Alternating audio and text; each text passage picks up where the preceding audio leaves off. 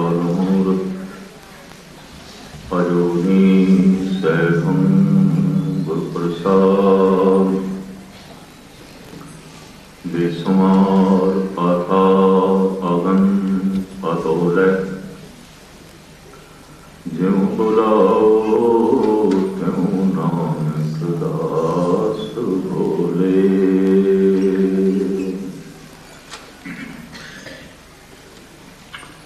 सम्मानित गुरु सत्संगियों, फतेह प्रवान कर रहे हैं। वाहिगुरु जी का खालसा, वाहिगुरु जी की फतेह।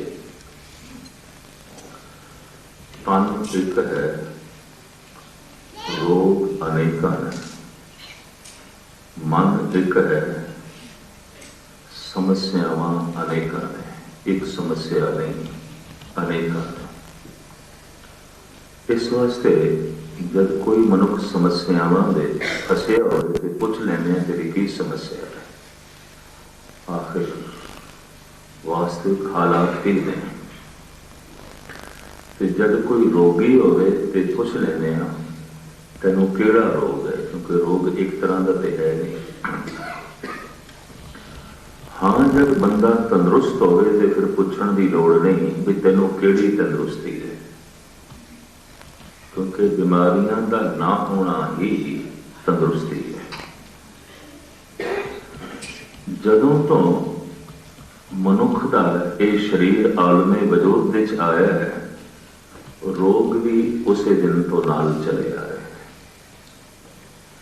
ते रोगां की इंज वंड भी की है, आहारक रोग, व्यवहारिक रोग ते कर्म रोग। आहारक रोग खाण पीण की बदपरहेजी तो पैदा हो गए।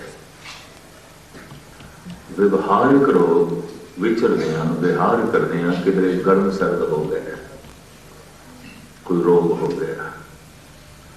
कर्म रोग, कुछ ऐसे कर्म कीते सन कि शरीर रोगी हो गए। कहते ना, आहारिक रोग का इलाज है, व्यवहारिक रोग का भी इलाज है, कर्म रोग का इलाज नहीं। वैद्य, डॉक्टर, अजोकी मेडिकल साइंस किसी के कर्म रोग को दूर नहीं कर सकती। जैसे कि कोई जन्म तो नेत्रहीन है तो उनकी किया जाए, मुश्किल है, वो नहीं ठीक हो सकता। एक में निका जिहा उदाहरण देता है। बहुत प्राचीन काल तो कुछ सियाणे इस मामले अगे आए कि बंदे दे रोग जिहड़े शरीर दे ने, मन दे ने, ये घटाए जान या दूर किए जान। ऐसा जिहड़ा तबका अगे आया उन्होंने आख्या गया वैद, हकीम, या फिर उन्होंने आख्या गया मंत्री, मांदरी। विशेष तरह के मंत्रों का जाप करके ते मंत्रों की सिद्धि प्राप्त करके ये लोगों के मन दे चों रोग कटण की कोशिश करते रहे। हजारों साल पिछे चले जाओगे, मांदरी होंदे सन, मंत्री। मंत्री उन्होंने कहते हैं जिदा मंत्र चले, जिदा बोल चले, मिथ्या ना जाए, खाली ना जाए। पंजाबी इस तरह के पुरुषों को मांदरी कहते हैं। मैं ये विचार आप के सामने रख रहे हैं।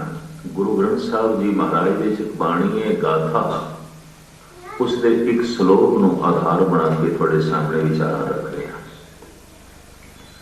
श्लोक है ये, दसन बेहोन भंगन मंत्रं गारड़ी निवारण,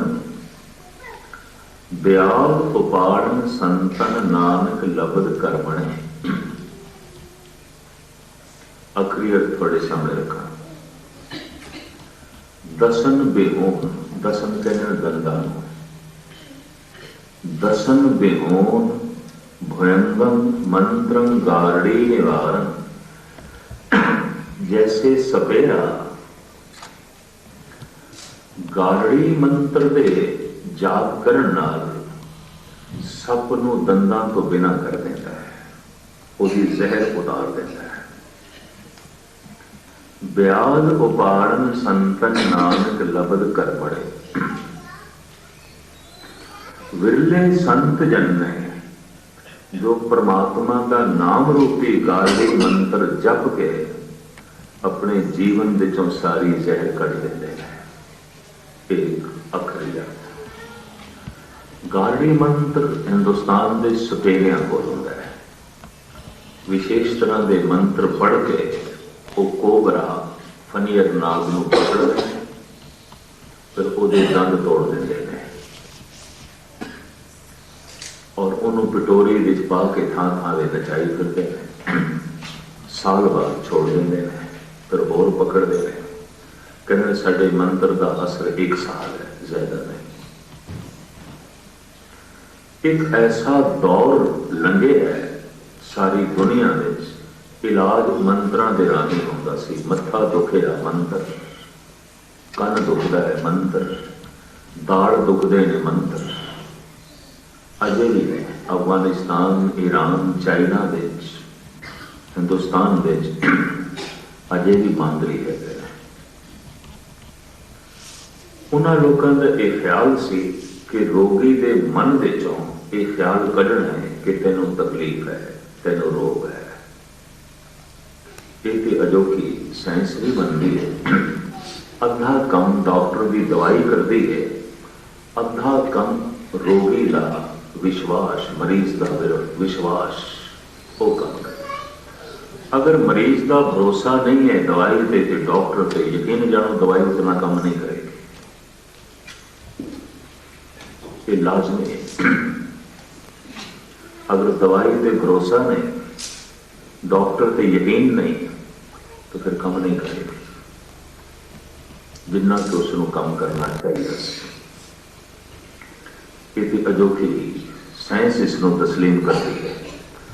प्राचीन काल विच जिहड़े मांदरी लोग सन, मंत्री लोग सन, ये रोगी के मन विचों ये ख्याल कढ़ते सन कि तेन कोई रोग नहीं, तेन कोई तकलीफ नहीं। अपने मंत्रां दे उपचार नाल जिस तरह वख-वख डॉक्टर ने, कोई डेंटिस्ट है, कोई आई स्पेशलिस्ट है, कोई हार्ट स्पेशलिस्ट है, कोई ब्रेन स्पेशलिस्ट है, इस तरह वख-वख मांदरी होते सन। कोई मंत्र पढ़ के दाड़ का दर्द दूर करता सी, कोई कन्ना का, कोई मथे का, कोई बुखार। ऐसे भी कुछ रोग सन जो मंत्रां नाल नहीं दूर होते सन। उन्होंने पूजिया गया, जैसे कि माता चेचक। ये जो चेचक है, इन्हों हिंदुस्तान में आख्या गया कि बई वड्डी माता निकली है बच्चे दे, तो फिर उसका पूजन होता सी, उसकी पूजा करते सन। कारण एक तो यह रोग बच्चियां से निकलता सी, तो हुण बच्चियां के उत्ते उहदे मन विच यह एहसास कराना मंत्रां दे राही कि तेनों कोई तकलीफ नहीं, औखी गल है, नहीं हो सकता सी। तो इस रोग नूं चूंकि मंत्रां दे राही दूर किया ना जा सकिया, कि कोई औषधि है नहीं सी, दवाई है नहीं सी, तो पूजिया गया। इस रोग को पूजते सन माता कह गए, मजबूरी सी। वरना ये रोग मां नहीं, ये डायन है। ये मां किस तरह हुई? क्योंकि जिस बच्चे को निकल पैंदी सी चेचक, किसी को करूप कर जाती सी, किसी को अंधा कर जाती सी, किसी को बहरा कर जाती सी, किसी को गूंगा कर जाती सी, करूप ते करती सी और किसी बच्चे की जान ले लेती सी। ये मां किस तरह हुई है? डायन। लेकिन मजबूरी, कोई इलाज नहीं सी। तो इसका पूजन चलिया, इसकी पूजा हुई। हजारां साल तक कुछ रोग ऐसे जिन्होंने पूजिया गया और कुछ रोग ऐसे जिन्होंने मंत्रां दे राही ही दूर करने की कोशिश करते सन। अजे भी है। अफगानिस्तान दे छूआ डंग मार जाए पिछू बकायदा मांदरी मौजूद ने। अज भी सप ने कट खाता है, मांदरी उत्थे भी मौजूद ने। हिंदुस्तान दे है ने सवेरे जब कभी इस तरह की कथा चले तो मैंने एक वाकया चेते आ जाता। जम्मू का मेरी दाड़ दुखती सी। जून का महीना, गुरु हरगोबिंद साहब जी महाराज का पुरब सी। गुरु हरगोबिंद साहब जी महाराज का प्रकाश उत्सव कश्मीर दे बहुत वड्डे पद्धर से मनाया जाता है अजकल। उसका कारण कि कश्मीर में जितनी सिक्खी है, बारामूला, श्रीनगर, जम्मू, पुंछ, नौशेरा, कठुआ, ये सारी सिक्खी गुरु हरगोबिंद साहब जी महाराज ने फैलाई सी प्रचार करके। बहुत काफी लंबे समय तक सतगुरु का कश्मीर में भरमण रहा है, 6वें पातशाह। तो बहुत वड्डे पद्धर से एक गुरुपुरब कश्मीरी खालसे मनाते हैं। दास इसे पुरब ते गया सी, पर अचानक दाड़ दुखण लग गई और ऐसी दुखी मैनू याद है जे तक। एक दिन मैं ग्रंथी सिंह नूं कहा मैं कि शाम की कथा, रात की कथा तुसीं कर लैनी, अपने कोल नहीं होनी, तेरी दाड़ दुखती है। दोपहर ढल चुकी सी, 2-3 बजे का वक्त, तो मैं दाड़ के दर्द नाल परेशान। डॉक्टर नूं दिखाई तो कहने लगा कढ़नी पैगी। कि कढ़ाण नूं मैं राजी ना होया। मैं कि गुरपुरब है 2 दिन बाद, तो शायद मैनू कोई बोलने लगे तकलीफ हो गई, बाद देखांगे, पर तकलीफ बढ़ गई। गुरुद्वारे के थले, गुरुद्वारे दीयां दुकानां विच एक उत्थे मोची रहिंदा सी, नवी जुतियां बनांदा सी, पर वो इलाज भी करता सी मंत्रां दे राही। मेरे कमरे च आ गया, मैनू कहने लगा सुनिया मस्कीन जी थोड़ी दाड़ दुखदी है। मैं बड़ी दुखदी है। कहने लगा जब मैं 5 मिनटां ठीक कर दिया तो फिर मैं तो कर दे, मैं तो बहुत सवेरे का परेशान हाँ, दे कोई दवाई। कहता दवाई नहीं, तुसीं बैठ जाओ। उन्हें दरवाजे नाल एक गिल ठोकी, कुछ पढ़दा रहा। फिर मैनू कहने लगा कुछ आराम आया। मैं कि नहीं, आराम तो कोई नहीं आया, पीड़ा तो उसे तरह ही है। और आपकी ज्ञान लई अर्ज करा, एक शब्द है संस्कृत के वेदना। वेदना के अखरी अर्थ ने पीड़ा और वेदना के अर्थ ने ज्ञान, विद्या, ज्ञान। एक कोई शब्द दे ये 2 अर्थ क्यों? वैसे वास्तविक के अर्थ बनता है वेदना, ज्ञान, वेद, ज्ञान, पर वेदना के अर्थ पीड़ा क्यों? दरअसल जिस दिन शरीर के जिस हिस्से पीड़ा हो, बार बार ध्यान उत्थे ही जाता है, अगे पिछे नहीं। जिस दिन कन दुखदा हो, सारा ध्यान कन दे चाहता है, तो बंदा समझ लेंदा बस मैं कन नहीं हाँ, और कुछ नहीं। तो ध्यान उत्थे आउंदा तो ज्ञान भी उत्थे ही, कन का ज्ञान रहिंदा है। जिस दिन दाड़ दुखदी उस दिन पता चलता है कि मुंह विच दंद भी है, अगे पिछे नहीं ख्याल आता, बार बार ध्यान उठे जाता है। और जिस नाल बार बार ध्यान जुड़ता उसे का ज्ञान होता है, भाई दंद दंद दुख रहे, दंद। वेदना के अर्थ पीड़ा, वेदना के अर्थ ज्ञान। दरअसल पीड़ा भुलती नहीं, बार बार याद आती तो बंदे का ध्यान उठे जाता है।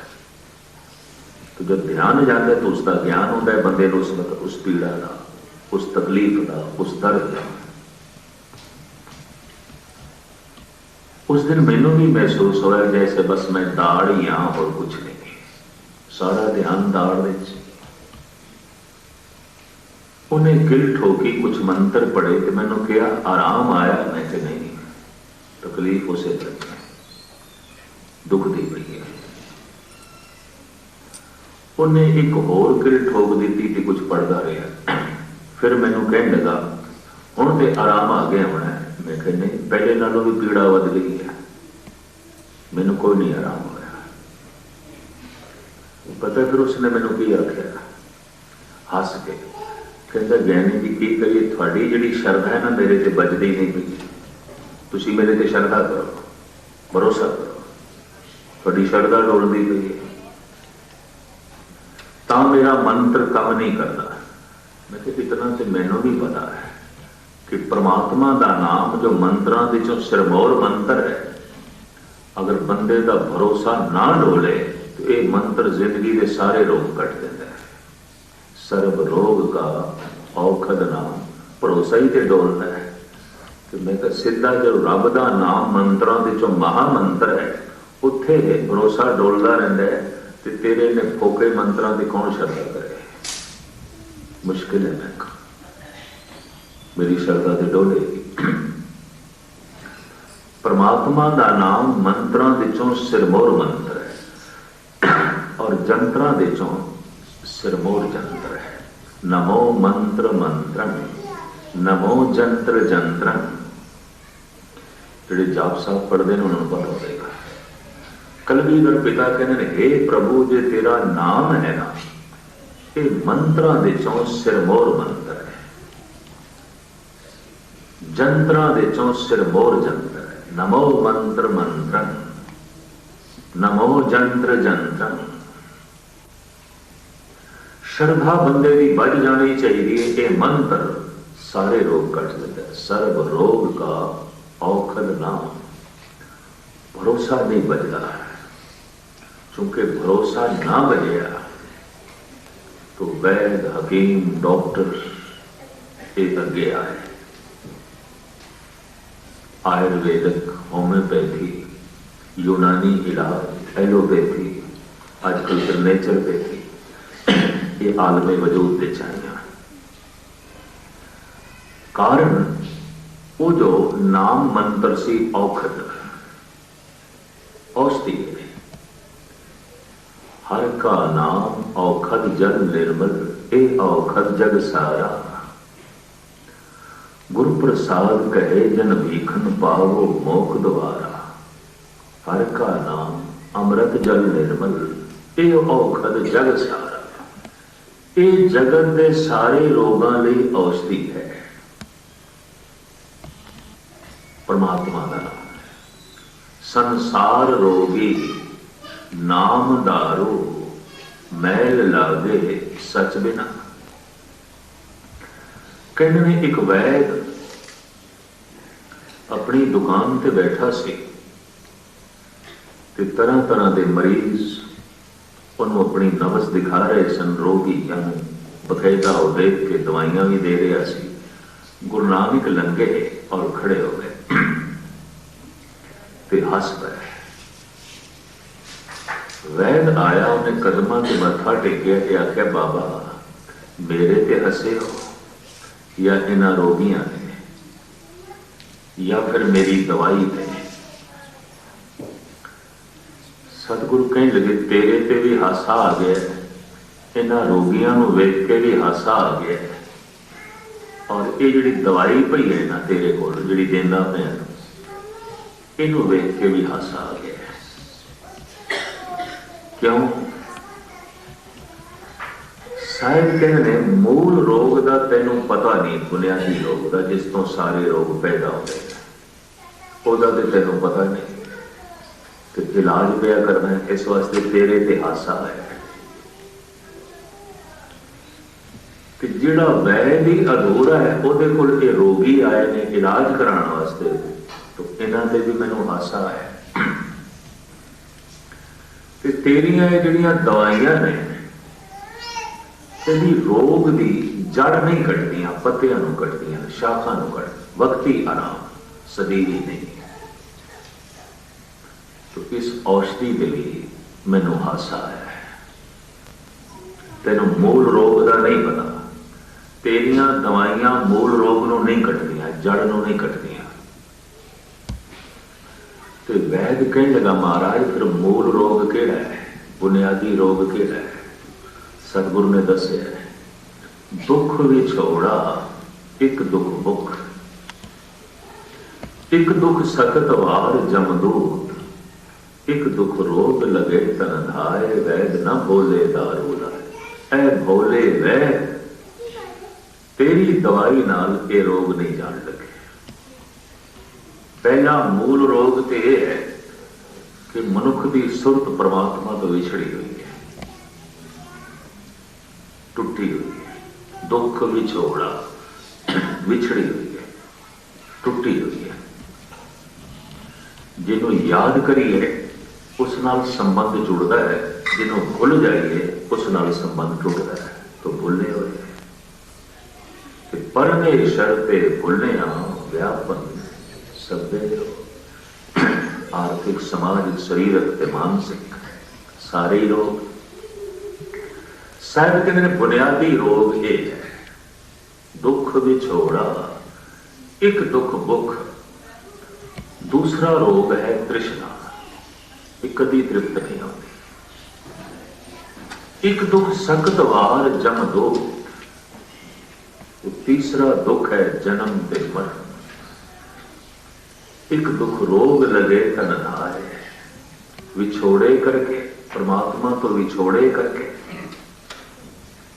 तृष्णा करके शरीर दे रोग पैदा हो जाते हैं। एक दुख रोग लगे तन धाए, वैद न बोले दारू लाए।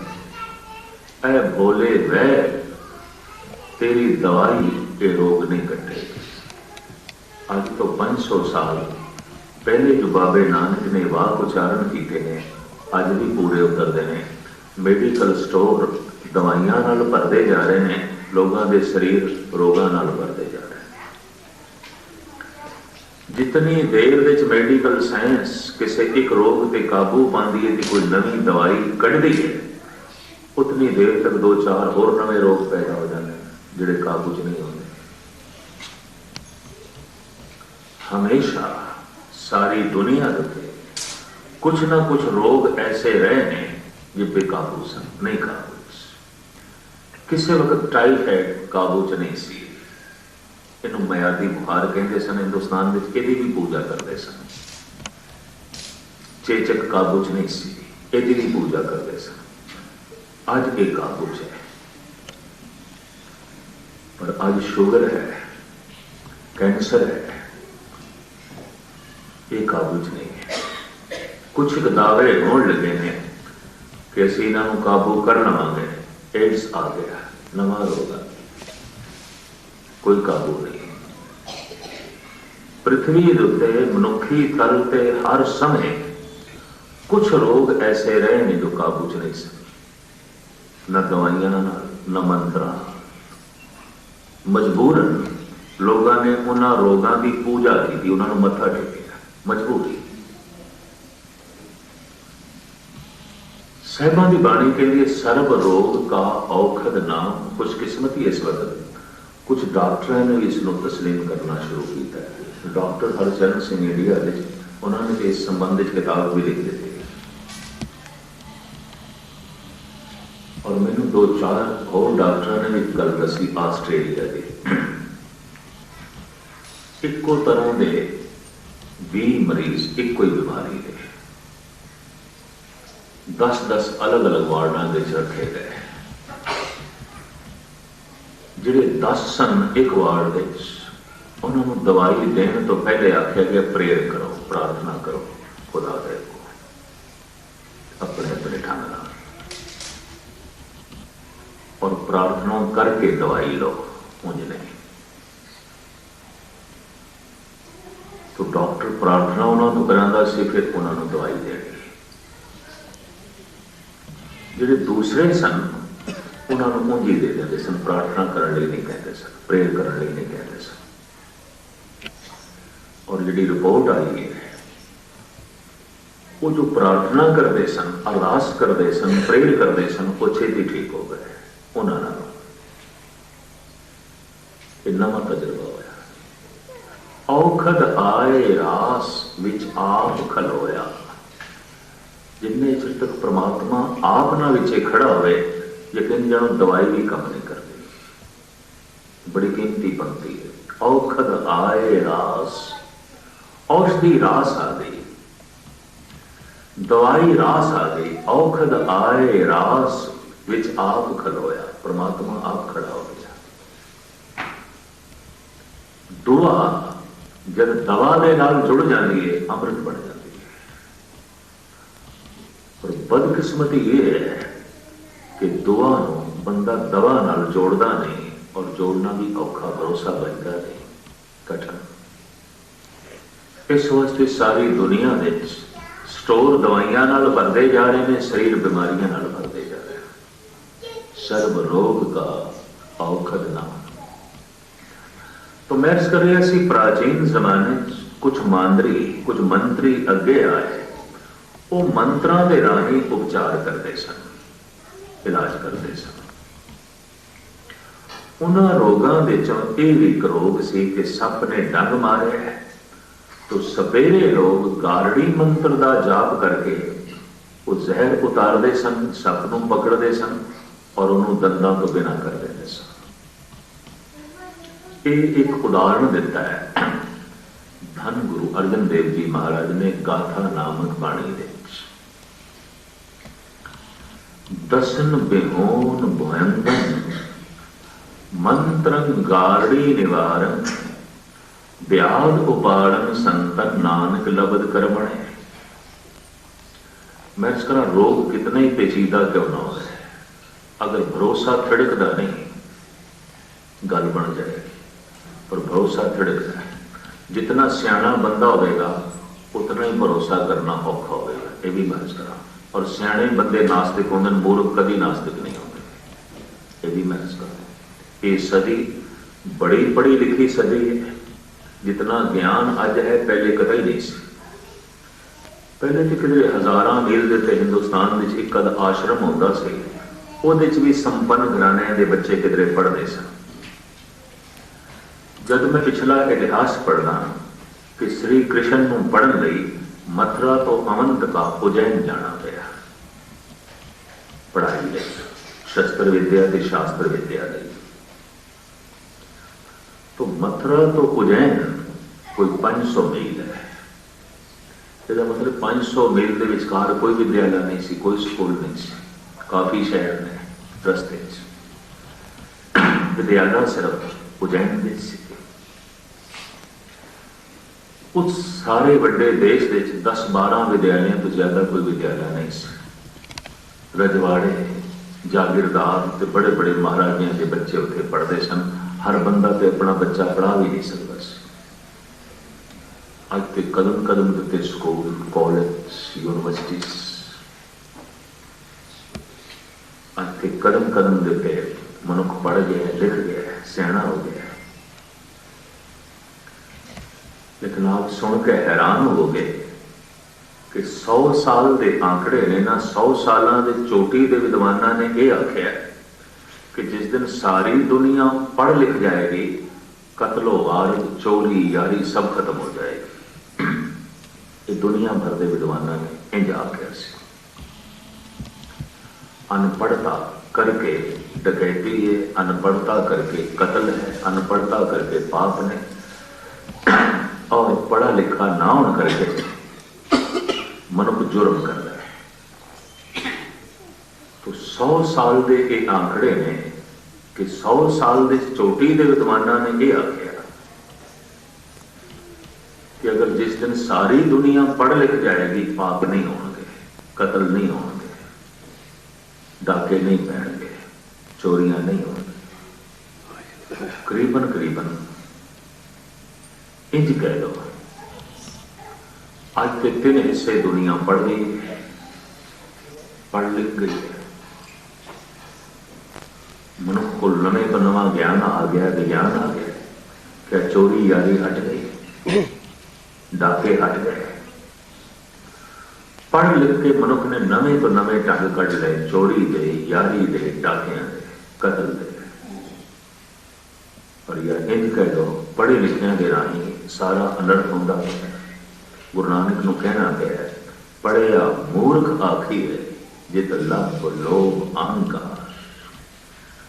अज तो 200-400 साल पहले अनपढ़ सियाणियां की तादाद बहुत ज्यादा सी। इस समय पढ़े लिखे मूर्खों की तादाद बहुत बढ़ गई है, बहुत बढ़ गई। पढ़े लिखे मूर्ख, पढ़िया मूर्ख आखिए जित लभ लोभ हंकार। पढ़ लिख के हंकारी हो गए, तृष्णालु हो गए, पापी हो गए। और हंकारी का और बहुत सियाणे बंदे का परमात्मा के नाम के उत्ते भरोसा करना कि वाहिगुरु वाहिगुरु के जप नाल मेरे सारे रोग दूर हो जाएंगे, मेरिया सारिया समस्यावां हल हो जाएंगे, तो मैनूं परम आनंद की प्राप्ति होगी, मेरा जीवन सफल हो जाएगा। भरोसा नहीं बचता, विश्वास नहीं बचता, भरोसा थिड़कता है। तभी तो साहब कहने डोलन तेरा हो प्रभु नानक दे करा। की डोलना है? भरोसा डोलना है। कथा सुन ली, कीर्तन सुन लिया, थोड़ा जिहा भरोसा बढ़ जाता है। संसार के हालात देख के अपन घरेलू समस्यावां देखिया, भरोसा डोल जाता है। रोज भरोसा डोलता है। भरोसा डोल सके, चारों पासे हजारों तरह के माहौल ने। भरोसा बच सके, सिर्फ कथा कीर्तन के अलावा और की है? और कुछ भी नहीं। बंदे का भरोसा बने, सिर्फ कथा कीर्तन के अलावा और कुछ नहीं, गुरुद्वारे तो अलावा और कुछ भी नहीं। पर भरोसा डोले, हजारा थावां ने, हजारा समस्यावां ने, हजारा उतार चढ़ाने, तो भरोसा डोल है। जाके हृदय विश्वास प्रभ आया, तत्त ज्ञान तिस मन प्रगटाया। जिथे भरोसा बढ़ जाता है उत्थे ब्रह्म ज्ञान पैदा हो जाता है, ब्रह्म आनंद पैदा हो जाता है। अगर समाधि नहीं लग रही, वाहिगुरु मंत्र के जप नाल कोई रस नहीं आ रहा, बाणी पढ़दिया कोई आनंद नहीं बन रहा, तो एक गल स्पष्ट है, भरोसा अंदरों डोलिया है और कुछ नहीं। गल जी है बाबा फरीद कहते हैं, आज मिलावा शेख फरीद ताकम गूंजणिया मनो मचिंदड़िया। आज ही मिलाप ले खुदा का, कल से क्यों छोड़ना है, परसों से क्यों छोड़ना है? आज ही रस ले। जे तू मन नू डुलाण वालियां वासनावां नू रोक सके तो खुदा का मिलाप ते अज ले, हुणे, कल से क्यों छोड़ना है? लोग ही अपना भरोसा इतना डुलाई बैठे ने, अगले जन्म के छोड़ी बैठे ने। शायद इत्थे ते गल बनेगी नहीं, मरण तो बाद शायद राम मिले। जे जीवदियां जी नहीं मिले तो मर गई की खाक मिलना, किस तरह मिलेगा? आज मिलावा, आज मिलाप हो सकता है। बाबा फरीद, आज मिलावा शेख फरीद टाकम गूंजणिया मनो मचिंदड़िया। तो खैर मैं अर्ज करा, चूंकि बंदे का भरोसा उस महामंत्र तो डोल रहा है, तो वैद हकीम मांदरी मंत्री अगे आए भी असी दूर करांगे, असी मसला हल करांगे। तो इन्हां मंत्रां दे चों एक मंत्र है, उन्होंने कहते हैं गारड़ी मंत्र। गुरु अर्जन देव जी ने उसका हवाला दिता। इस सप की जहर ते काम आउंदा है। सप डंग मार जाए तो फिर ये मांदरी लोग उससे पढ़ते हैं। हिंदुस्तान विच अजे भी है, राजस्थान, मध्य भारत विच और बिहार, असम के इलाके, बंगाल के इलाके अजे भी है। इन्हां मंत्रों के राही उपचार करते हैं। सफेरे कोबरा नाग लई फिरदे हुंदे ने और उन्हां कोल बकायदा मंत्र होंदे ने। उस मंत्र नूं कहंदे ने गारड़ी मंत्र। सतगुरां ने एक उदाहरण दिता है, दसन विमून भयंगम मंत्रं गारड़ी निवारण व्याध उपारण संतन नानक लबद कर्मणे। कोई बिरले ही संत जन ने जो परमात्मा का नाम रूपी गारड़ी मंत्र जप के जीवन विचों सारी जहर कढ़ देते। और जहर की है? कई दफा कह दिता जाता है फलाने के बोल बड़े जहरीले हैं, फलाने की दृष्टि बड़ी जहरीली है, तकनी बड़ी जहर भरी है, फलाने के बोलों के निरी कुड़तन, निरी जहर। मैं अर्ज करा तो लाजमी मन दे जहर होगी। मन एक टंकी है, अखां ते जबान ते टूटियां ने, टंकी ते मन है। अगर मन जहर नाल भरे हुआ है तो अखां की टूटी चो जहर निकलेगी, जबान चो जहर निकलेगी, क्योंकि मन जो जहर नाल भरे है। भगत नामदेव जी महाराज कहते हैं 10 बैरागन मोहे बस कीनी, पंचों का मिटनाओ, 70 दोए भरे अमृत सर, बिक को मार कटाओ। आप कहते हैं 70 ते 2 72 मोटियां नसां नाड़ा मेरे शरीर दियां अमृत नाल भर गई हैं। नामदेव कहते हैं मेरे शरीर दियां नसां दे खून गर्दिश नहीं कर रहा, अमृत गर्दिश कर रहा। मेरा खून पावन हो गया, अमृतमयी हो गया। साइंस तो अजे इतने तक पहुंचेगी, भगतां की अपने ढंग की खोज, और उन्होंने इसका बकायदा जिक्र किया है। इकबाल कहता है एक फूल गर चाहे तो गुलिस्तान बन जाए, एक बूंद गर चाहे तो तूफान बन जाए, एक फूल के कतरे में वो तासीर है, एक कौम की तवारीख का अनुमान बन जाए। एकाग्रता बख्शनी। अगर किसी के खून दे उछाल पैदा हो जाए, उछाल, एकाग्रता बख्शनी, तुसी ध्यान दो, तो वो शहीद हो सकता है, कोई बहुत बड़ा काम कर सकता है, मार के फैज। एक खून के कतरे में वो तासीर है, एक कौम की तवारीख का अनुमान बन जाए। खून विच उछाल होना चाहिए। भक्तों के खून विच पवित्रता है। नामदेव कहने मेरा खून अमृतमयी हो गया, तो दृष्टि अमृतमयी होगी, बोलों में भी अमृत होगा, बोलों में भी मिठास होगी, अमृत, दृष्टि भी अमृत होगा। और ऐसा हो जाता है, कह दिता जाता है कि दृष्टि ते अमृतमयी है, ये बोल ते अमृतमयी है। तो मनुख के अंदर वास्तविक जहर की है, ये जहर 5 तरह की मनी गई है, काम, क्रोध, लोभ, मोह, अहंकार। इस जहर को अमृत बनाना है। संख्या जहर है, इनू मार के कुश्ता बना देंगे ने वैद लोग, हकीम लोग, अमृत बना देंगे। गन्ने का रस, संतरे का रस, अंगूरों का रस अमृतमय है, इनू त्रका के शराब बना दी जाती है, जहर बन जाती, कौड़ी। अमृत को जहर बनाया जा सकता है, जहर को अमृत भी बनाया जा सकता है, यह भी बहस करते हैं। इस संबंध भी इकबाल कहते हैं जो जहर हलाहल है वही अमृत है नादां, मालूम नहीं तुझको अंदाज है पीने के। ये पीण का अपना ढंग है, जे तेनों किधरे पीण का ढंग आ जाए तो जहर भी अमृत है, तो जे पीण का ढंग नहीं आया तो अमृत भी जहर है।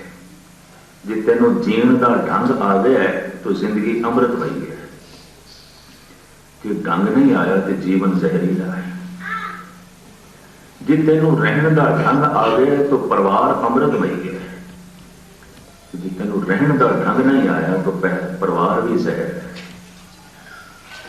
जे तेनों जीवन का ढंग आ गया तो संसार अमृतमयी है, पदार्थ अमृतमयी है।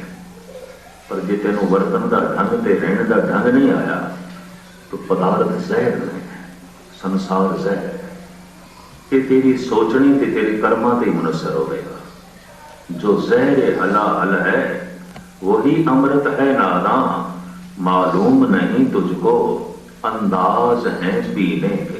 ये पीण का ढंग है, जे किधरे तेनों आ जाए तो जहर भी अमृत है। मैं इसका एक प्रत्यक्ष रूप भी देखा है। जयपुर की गल है, बहुत पुरानी, कोई 25-26 साल हो गए इसनों। श्री गुरु सिंह सभा गुरुद्वारे विच ग्रंथी है सन ज्ञानी हरनाम सिंह चाकर। वो ज्ञानी होने के नाल नाल हिकमत का भी काम करते सन, अजे भी करते थे। मेरा गला बैठ गया, गुरपुरब का दिहाड़ा से बहुत थावां ते बोले, गला रह गया। तो मैं चाकर साहब को कहना कि गला बहुत दुख रहा है, किस तरह शामी हाजरी करांगे रात को। मैनू कह लगे रात बड़ी देर है, आप ठीक कर देने।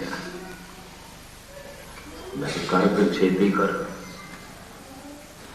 वो अंदरों चावल के दाने जितनी दवाई कट के लिया, चाह का कप अगों रख के मैनू कह लगा छेती छेती खा जाओ। मैं कहा मित्रा खा तो लेने हाँ, पर मैनू दस एक ही है। आखिर लगा संखी है और की है।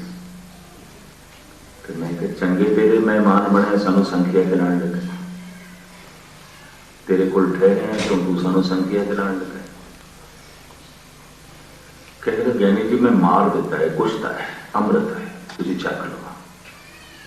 मैं उन्होंने छक लिया, कुछ गरमाश होनी होगी, नसां खुल गई। मैं रात को हाजरी फड़ ली और संखिया हजारों तरह के रोगों के काम आता है। हकीम लोग मार के उसको कुश्ता बना लेंगे। अंगूरों का रस, संतरे का रस, गन्ने का रस अमृत है, तरखा देंगे तो शराब बन जाएगी, जहर बन गई। जो जहर हलाल है वही अमृत है नारा, मालूम नहीं तुझको अंदाज है पीने के। जब कोई परमात्मा का नाम जपदा है तो नाम एक ऐसा अमृत है, वो अहंकार की जहर को निर्माणता विच बदलता है। निर्माणता अमृत है, अहंकार जहर है। लोभ संतोख बन जाता है, मोह प्रेम बन जाता है। मोह ग्रसे बंदे को सिर्फ अपना परिवार चंगा लगता है, बाकी नहीं। पर प्रेमी नहीं, सारा संसार उसका परिवार है। सबको मिल हम अपन कीना, हम सब नाम के सारे। मोह से बंदे नहीं तो हो सकता है शायद उसका परिवार भी अपना परिवार ना हो, क्योंकि जिस जिस तो स्वार्थ की पूर्ति होगी वो अपना है, दूसरा अपना नहीं है। प्रेमी लिए सारा संसार उसका परिवार है। प्रेम अमृत है, मोह जहर है। संतोख जहर है, लोभ अमृत है। लोभ ही संतोख बन जाता है, परमात्मा का नाम जप जप के। अहंकार निर्माणता की शक्ल अख्तियार कर जाता है, क्रोध दया बन जाता है। और इसी तरीके नाल जो काम है ये शर्मो हया बन जाती है। भगत कबीर कहते हैं पैर चोलना गधा नाचे, पैसा भगत करावे। कहते ने ये जी वासना है ये मनुख के दिमाग दे चाहती है कि पशुओं के शरीर दे चाहती है। पर दो पशु ऐसे हैं कि वासना उन्होंने भी दिमाग में चाहती है। वो है एक खोता और एक है हाथी। जिथे भी उदाहरण गुरबाणी ने दिते हैं इन्हों ने दिते हैं। इन्हों की सोचनी नहीं चाहती। मनुख के विचारों के हंकार होता है, मनुख के विचारों के काम होता है, मनुख के विचारों के लोभ होता है। आखिर यही कुछ होता है मनुख की सोचनी के। हाथी की सोचनी विच भी होता है, खोते की सोचनी विच भी होता है। भगत कबीर कहते पैर चोलना गधा नाचे, पैसा भगत करावे। ये जिहड़ा कामी खोता है इन्हें शर्मो हया का चोला पहनते हैं। ये पहले भी नचता सी पर हुण भी नचता है। भावे बिरती ते मेरे अंदर पहले भी सी, हुण भी है। पर नाम जप के हुण एक रस की मर्यादा दे हो गई है, सीमा दे हो गई है। किसी की असमत लिए खतरा नहीं है, किसी की इज्जत लिए खतरा नहीं है, दायरे च हो गई है। तो जो दायरे च है तो अमृत है, असीम है तो जहर है। क्रोध जहर है, नाम जप के दया दे बदल जाता है। लोभ जहर है, नाम जप के संतोख विच बदल जाता है। मोह जहर है, परमात्मा का नाम रूपी गारड़ी मंत्र जप के प्रेम बन जाता है। और अहंकार निर्माणता का रूप धारण कर जाता है। इस तरह जहर अमृत बन गई। जो जहर हलाहल है वही अमृत है नादा, मालूम नहीं तुझको अंदाज है पीने के। गुरु अर्जन देव जी महाराज का श्लोक मैं फिर थोड़े सामने रखा कि समाप्ति। दसन विमोन भयंगन मंत्रम गारड़ी निवारण। जैसे सपेरा गारड़ी मंत्र का जाप करके सप नूं दंदां तो बिना कर देता है, सप की जहर कर देता है। ब्याद उपाड़न संतन नानक लबद कर बने। कोई विरले ही संत जन ने जो परमात्मा का नाम रूपी गारड़ी मंत्र जप के अपने शरीर विचों सारी ब्याद कट लेंदे ने, सारी जहर कट लेंदे ने और जीवन नूं अमृतमयी बना लेंदे ने। बोल अमृतमयी हो जाते हैं, दृष्टि अमृतमयी हो जाते हैं, कर्म उन्होंने अमृतमयी हो जाते हैं, सारा जीवन उन्होंने अमृतमयी हो जाता है। पातशाह रहमत करम। ये जो परमात्मा का नाम है वाहिगुरु मंत्र, इसनों असी अमृत वेले जपीए। शेख सादी साहब का कहना है, दुआ कुन शब चों गदाया सोज, अगर मैं को नहीं बादशाही बरोस। ऐ बंदे जे तू दिन नूं मनुखां दे बादशाहां की तरह जीवना चाहना है तो रात के चौथे पैर खुदा दे अगों मंगता बन जाएगा, भिखारी बन जाएगा। ये फकीर कहता जो रात के चौथे पैर खुदा दे अगों भिखारी नहीं बनते, मंगते नहीं बनते, वो दिन नूं मनुखां दे बादशाहां की तरह जी भी नहीं सकते। तवाजन इन कायम रखना पैदा। दुआ कुन बशब चों गदाया सोस, अगर मैं को नहीं बादशाही बरोस। वो समा ऐसा है कि जप नूं भाग लगते हैं हर अमृत वेले मत्ते का बीजिया, भगत खाए खर्च रहे निखुटे नाई। जिंदगी अमृतमयी हो जाती है, जहर अमृत में जो है बदल जाती है। इतने बचने स्वरूप प्रवान करने जो कुछ आपने श्रवण किया है सारे हृदय जो है वैसे कल शाम को थोड़ी देर गले खराश है, इस वास्ते इतनी ही सेवा इस वक्त प्रवान करनी है। अरदास है गुरु ग्रंथ साहब जी महाराज के चरणों कि जो साडे शरीर में जीवन की शक्ति है एक अमृतमयी बने, ताकि दृष्टि अमृतमयी, बोल अमृतमयी, कर्म अमृतमयी, ते शरीर स्वस्थ हो गए, कोई रोग ना हो। सारे का हार्दिक तौर पर धन्यवाद। मुखी सज्जना का भी हार्दिक तौर पर धन्यवाद। बुलचंद की क्षमा। वाहिगुरू जी का खालसा।